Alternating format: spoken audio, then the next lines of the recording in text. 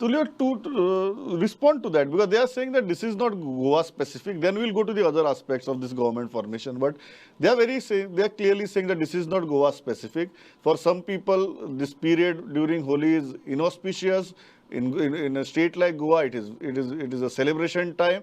So let's not get entangled into that. Let's wait for the festival to get over and then go for government formation. Just one more question: where is the leader of opposition?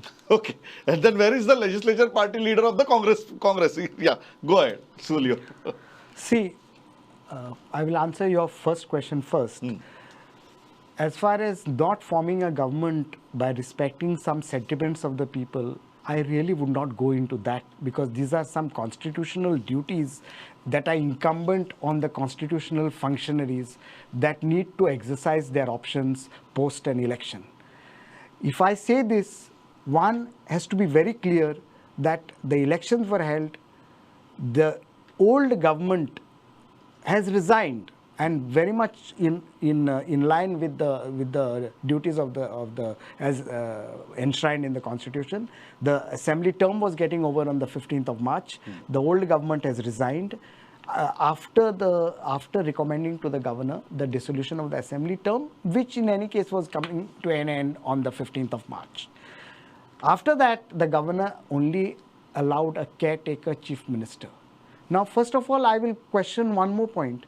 Can a caretaker chief minister suggest to the governor or recommend to the governor, to use the correct terminology, a name of an MLA elect to function as a pro tem speaker, and such an MLA being sworn in by the governor? I don't know what is the propriety involved in this, but a caretaker chief minister of the previous house is suggesting an MLA elect of the present house to discharge a function which is constitutionally enshrined to administer the oath of office to the MLAs. Point number two, whether the Congress will elect its legislature party leader or not, the Congress is definitely in the process of electing their own leader.